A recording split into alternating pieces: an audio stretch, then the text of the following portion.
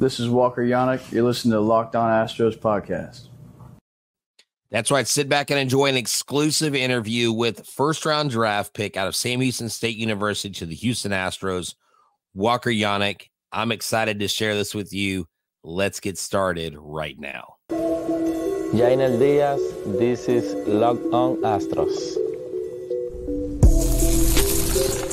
Hello and welcome to Locked On Astros, your daily Astros podcast. Here are your hosts, Eric the Man Huysman and Brett H-Town Wheelhouse Chancey. Hey guys, H-Town Wheelhouse here with Locked On Astros. We've got a special young man with us, Walker Janek, the first-round pick of the Houston Astros. I'm excited. Let's get to know our future catcher. We are Locked On Houston Astros. We hope that you join us for a daily Locked On Astros podcast. My name is Eric Huysman. You can find me on X at Eric Talks Astros. Find the show at Locked On Astros, your team every day. Go ahead and subscribe to us on YouTube. Make us your first listen. Apple, Odyssey, Spotify, wherever you listen to your podcasts, go and check out the Locked On Astros podcast. And of course, you know my partner in crime, Brett Chancey. You can find him at H-Town Wheelhouse. And we have a very special guest, Brett. I'll go and let you introduce him. So yes, we got a Texas boy with us, Walker Janek. Did I say that name right? Yeah, Janek. That's right. Well, welcome to H-Town. Welcome to Houston. We're just going to start off just asking you about where you grew up, because you grew up not too far from Whataburger Field, Correct. Where the Corpus Christi Hooks are, the Astros AA team. Has baseball always been on your radar as something you knew you wanted to do, take it to the next level? Oh, yeah. I started playing baseball when I was about 7, 8 years old. I played a bunch of sports growing up, but baseball was the only one I really took serious throughout my career. So, my brother played baseball. My dad taught us how. My grandpa was a big baseball guy, so it was always in the family. So you're drafted in the first round, 28th overall. What was it like waiting? I don't know if you had friends or family over for any type of draft party, but what was the anticipation like? And who was the first person you told once you were drafted? Yeah, so I actually didn't tell anybody in the room. I had a house full of friends and family. There's a bunch of people in my house. I only knew about the pick about 2-3 minutes before it, so I was still the whole time on the couch. I wasn't like super nervous until it started. Right. And then I kind of just was watching the names come off the board, and I was just sitting there like motionless, kind of just. Then I started to freak out. I was like getting nervous, and then I finally got a call, and then a few calls, and then I finally got picked. So I was so happy to get off the board. At that point, I was just freaking out, ready to get it over with. That's awesome. Did you have any idea of who was going to take you? Did you have teams talking to you, scouting you? Yeah, I had a couple teams. I won't name names, but there was a couple. So I knew I was going at some point, but to be picked by the Astros was a dream come true. I grew up an Astros fan. My whole family's been an Astros fan. Everybody in the house was Astros fans, so they were all super stoked. So their reaction that you see, that's an organic, real, that's not a scripted, that's not reality TV. That was like, they were like, oh my gosh, he's one of the Astros, right? Yeah. So before the draft started or whatever, I told my mom, I told my girlfriend, my dad, my brother, everybody in the room. I wasn't telling anybody. Every reaction's very genuine. I went back there, and every time I come back, my mom would be like, "So, like, what's going on?" And I just be like, "Still waiting." Yeah, still waiting. And then my dad tried to get up to go. I think he went to go make himself a drink or something, and he I nudged him with my knee to sit down because the Astros was about to knew pick. It was coming. I love it. So I think he got a little hint, or maybe he didn't know. He definitely didn't know what team, but yeah, it was awesome. Yeah, it was really cool. So did you see the nerves in your dad? Because I know as a father of, my son grew up playing baseball. I was his coach. Eric's kids, play sports. They're in different activities. As a parent, that's a proud moment. Did you see the nerves from your mom and from your dad?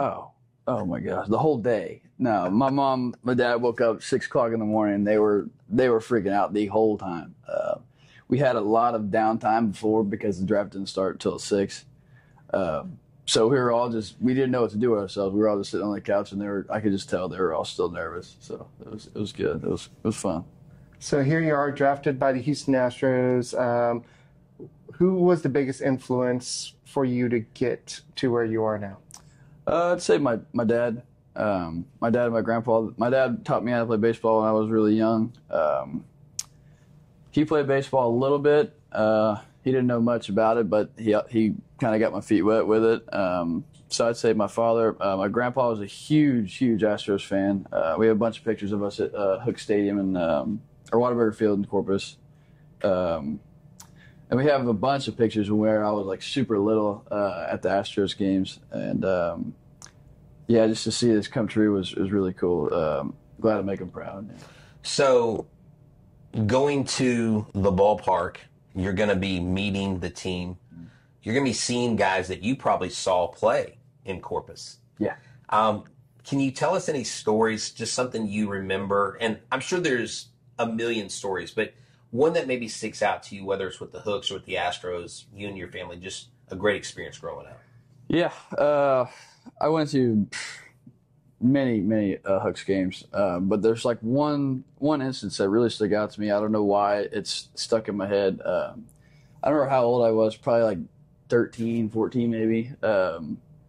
And we heard that Evan Gattis was on a rehab start. Yeah. And so in left field at the Hook Stadium, there's like an old rusty building that has a bunch of windows and old windows. And he hit a ball like, I remember just seeing him walk up to the plate. The guy's huge, massive guy. And I knew who he was. I always watched him growing up. And he hit a ball through one of the windows in that old building. Yeah. So that like is a vivid memory in my mind. So that's one things I remember a lot from the Hooks field. That's awesome. Yeah. So growing up in the Houston area, Corpus is kind of the Houston area. Did you have a favorite Astros player? Not really. My dad really liked Lance Berkman, and I got to see him play when I was super young. We have a picture of us at the Astros fields a long time ago, and I had like a popcorn bucket on my head. Love it. Yes. No, but that was pretty cool. I didn't really have like a designated player I watched for the Astros. I just liked the Astros growing up. So being a young catcher is a spot that is probably, I would say, one of the most difficult on the field, because not only do you have to field your position, you're in charge of the pitching staff. When we talked to Coach Jay from Sam Houston State, he had a lot of high praise about how you handled the pitching staff, about being there before you were the first guy there, basically the last guy to leave. Just tell us about the recruiting process and getting to Sam Houston State and what that was like for you. Yeah. So coming out of high school, I had a couple JUCO verbal offers. I was still kind of waiting, but that was going to be my I wouldn't say last resort, but that was going to be my decision going out of high school. But then I got a call from Fuller Smith, was the scouting guy whenever I was in high school. He called me, and I was like, "Oh crap! First Division I offer." I took it right away, and I couldn't have picked a better place. I feel like I fit in very well with the team, the coaches. I really love the area. School's amazing, so I don't think I could have picked a better place to go to college. That's awesome. So what about your relationships with the coaches from Sam Houston State? Are you still in contact with them? Did you call them right after the draft as well? Oh yeah, we're very close, especially now that I don't play there anymore. I always I've always been super close with the coaching staff. They're very easy to talk to. I really enjoy their company, and yeah, I called them all after I got drafted. They all called me too, so it's really cool. Now, I don't know if you're aware of this. There's so many things that fans are aware of, or stats, or different things we hear, that a lot of times you ask a player, and the player's like, I didn't know that.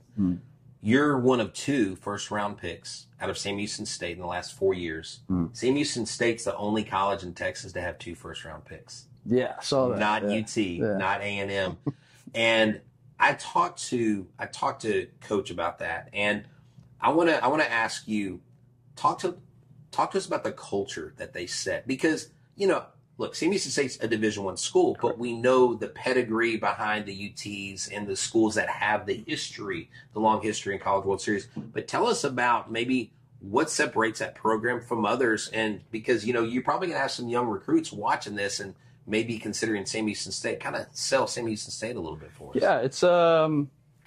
Yeah, it's obviously not like the Texas or the A&M caliber school, but there's a certain mindset that I feel that was adopted by me and everybody that played at Sam Houston State was that gritty feeling, like that underdog type feel in every game you play. And in the conference, we're pretty much we were the best team at every conference I was in. Sam Houston State was a huge part of my life. I'll never forget it. The coaching staff, the players, we're all one big family, and we love to win. Great place to play college baseball. So you're drafted as a catcher. Coach Jay said that you would like to play shortstop. That you kept on bugging him play shortstop, and he said you can always come back and play shortstop as long as you're not a member of the team. How did you end up playing catcher? This episode is brought to you by Booking.com. Go to the site or download the app today. Booking.yeah. With summer travel heating up, especially travel for baseball games, it's time to explore those U.S. cities you've always wanted to secretly learn more about. Yes, we're talking about your rival cities: New York, Boston, L.A., Seattle, Pittsburgh. Are they a rival? I don't know. They're playing us soon, but it doesn't matter where you're going, because as the season continues, you've got to get out of town. You've got to go watch your teams play or your rival teams play. From hotels that look over stadiums to family-friendly resorts, Booking.com has so many choices across the U.S. for your summer travel this season. So the right stay can make you a fan of any U.S. city, even your rival's city. So book today at Booking.com on the site or the Booking.com app. Booking.yeah. Go to FanDuel.com and check out the amazing site that is known as FanDuel. Look, sports are not sporting like they used to. We know that there's not as many out there. Playoffs for many leagues are over, but baseball is still in season. And if you feel like you can't find anything to bet on, you can dream up bets anytime you're in the mood, anytime I'm in the mood. So this summer, FanDuel is hooking up all customers with the Booster bonus daily. That's right. There's something for everyone every day, all summer long. So head over to FanDuel.com and start making the most of your summer. Look, this weekend, we've got Ohtani and Jordan. Who knows what's going to happen? Will the ball stay in the ballpark? Again, head to FanDuel.com and start making the most of your summer. FanDuel, the official sports betting partner of Major League Baseball. Yeah, that's just an ongoing joke. We always make jokes about it. BP, if you're looking for me, I'll always be a shortstop or third base. BP, okay. Just messing around. But no, I'm definitely a catcher, but I'm a shortstop at heart. I like playing shortstop. So, yeah. Well, when we talked to Janek, earlier in the year, we asked him, who would be a great catcher, and he said Alex Bregman. He said Alex Bregman loves going in the bullpen and catching. Like, he loves doing bullpen sessions. That's cool. There was a recent article that came out about him being kind of a leader to our young pitching staff, to the catchers. What part of this are you looking most forward to as you get involved in the culture of the Houston Astros? I mean, is it the veterans? Is it just the fact that you're living out your major league dream? Yeah, I feel like it's a little bit of both. Obviously, it's cool to meet all those guys, but to me, this is a dream come true. I've always dreamed about playing professional baseball, so I'm just really excited to get going. Man, I feel like I haven't played in a year, but it's only been a couple months. But I'm just super stoked to play with all those guys. So, yeah. So in colleges, they still use metal bats, right? Correct. So you're going to make the adjustment to wood bats. Have you hit wood bats before?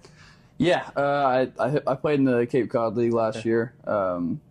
I really enjoy hitting with wood bats. Obviously, it's a lot different than metal bats. Before the Cape, I probably hadn't swung with wood bats since like my sophomore year of high school. But to me, like, I always train with like heavy wood bats. I just love the feel of like a wood bat, like when you hit a barrel with a wood bat. So I feel like just hitting a lot will get me ready for pro ball. Hitting a lot of wood bats. So, yeah. So you're here in Houston.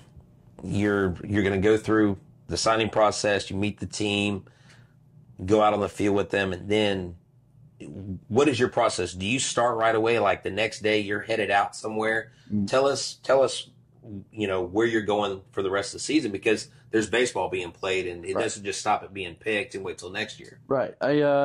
So as of now, I'm going to West Palm Saturday. I fly out in 2 days. So, no, tomorrow. Yeah, it's tomorrow. Yeah. Sorry. Yeah, tomorrow. No, it's all good. I'm sure for you, it's all running together. Yeah. No. I fly out tomorrow to West Palm. They told me I'd be there for a couple of weeks just to get in shape, get game ready. Then I either go to low A or high. So just finish out the season. Yeah. Awesome. What's your favorite part of catching? Is it like just calling a game, throwing out runners, and being able to just kind of do fist pump? What's your favorite part of being a catcher? I'd love to say everything, but I don't feel like there's no better feeling than throwing somebody out. Definitely at catching. I love stealing strikes. I love working with pitchers, all that kind of stuff. But to me, like throwing a guy out is the same as hitting a home run. It feels the same way to me. It's just that feeling you get where you throw them out and you're like, all right, you like sit back down in your squat and you're like, that was me, So I love that feeling. Yeah. It's funny, growing up, there was a catcher, Benito Santiago, for the Padres, and he used to throw runners out from his knees. Right. And I was a catcher growing up, and I didn't play beyond 15 years old. I wanted to retire early. Yeah. If you believe that. But I remember throwing a runner out from my knees, and I got in trouble for it. My dad's like, we don't do that. That is not the proper form. You look at different major league catchers. Have you modeled who you are after any catcher, or have you just said, okay, I'm going to focus on the talents I have going forward? Because you hear a lot of times major league players say, when I was growing up, this is the guy that I emulated. Hunter Brown is connected with Justin Verlander because he was a big influence in his baseball career. Yeah. Was there anybody that you paid attention to more at the catching position, or were you just nose of the grindstone and you moved forward? Yeah, I feel like I was pretty much self-taught. I used to always watch baseball. I still do a little bit, just not as much. I feel like that's how I learned to catch. I didn't sit there and watch a single guy. Right. But I just pick up on little things that all the big leaguers do. Growing up, I watched a lot of guys that I remember watching was like Giovanni Soto with the Rangers, Luke Roy. Yeah. I watched Yachty all the time. It seems like he was always on TV. He's a catching god, man. Yeah. So but I wouldn't say I model my game after any of them. I kind of just pick up on tips, see what they do during games, and kind of implement that into my game. So. Now, what kind of bat flip game do you have? Because bat flip is the name of the game, and I've seen the footage. You can hit tanks. Yeah. How's your bat flip game? It's pretty subtle. I don't throw a bat or anything like that. I feel like that's just kind of. In a big situation, I understand it, but that's just not me. I'm more of like then you hit it, look at it a second, like a silent little flip. Maybe do the Kirk Gibson as you run around second base. I'm pretty subtle. Yeah. Good. But speaking of which, how would you describe yourself as a hitter overall? Are you a home run hitter, a double hitter, or gap to gap, pull hitter? I'd say I'm like a combination of all of them. Really, I just like to hit, man. I just hit. So I got power to hit to all fields, but I kind of just hit the ball where it's pitched most of the time. So yeah. Because in your scouting report, it basically said poolside power, which is phenomenal. Going forward, what is your mindset? Is your mindset, I'm now in a new place, kind of like when you came into college, you had to get the lay of the land, or now because you're a pro, because you're out of college, you're an adult, you're a young man, Now is it more like, you know what, I'm owning this. I'm going to go in like I've been here all along. Like, how are you feeling you're going to take this going into this new environment, big league environment? I mean, I'm just gonna stick to what I know best, man. I just if it ain't broke, don't fix it. So I'm just gonna keep doing what I was doing in college. Hopefully it works out. I love it. And, you know, Coach Jay talked to both of us about your work ethic and just how much he loved you doing that. And, hey, I wanted to share these with you. We've got a couple hats that have been given to us to give to you from the guys at Big City Cap Zone. Yeah. This hat right here, that's actually an unreleased hat. Yeah. We want to give that to you. So there's not a single person on the planet that has that but you. Wow. And then this was created by the Big City Cap Zone store owner, Steve-O. He actually just released that. That's been flying off the shelves. Wow. We wanted to thank you for sitting down with us and thought, hey, you know, you're a new Astros. You might as well get some Astros swag to wear around town so your hat game can be top notch. No, these are sweet. I appreciate it. These are awesome. I'll definitely wear these quite a bit. Awesome. They're awesome. Thank you. You haven't played at Minute Maid Park yet, have you? No, I've never played there. No. Okay. Yeah. So are you nervous about taking BP with the team? Not really. I've hit there before. I did a workout with the Astros before. Okay. So Okay. So it's not like the first time. No. Okay. Yeah. Good. I've hit there before. It's just gonna be a little bit different setting. So. Awesome. Well, you know, Walker, this has been great. Eric, do you have anything else? You came and sat down with us with your busy schedule. We appreciate you. We wish you all the best. We will make sure that we follow you. Guys, if y'all are watching this interview, make sure you check out Sam Houston State. Check out Walker. Just follow him along. When you go to MILB, click the tab for favorite person to follow and keep up with this kid because he's going to be making moves. He's going to move through the system.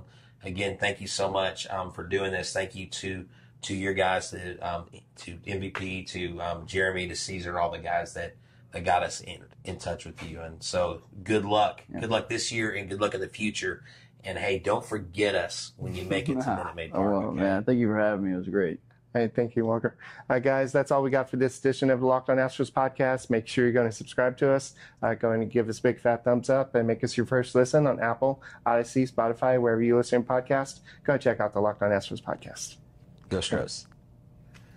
This is Walker Janek. You're listening to the Locked On Astros podcast.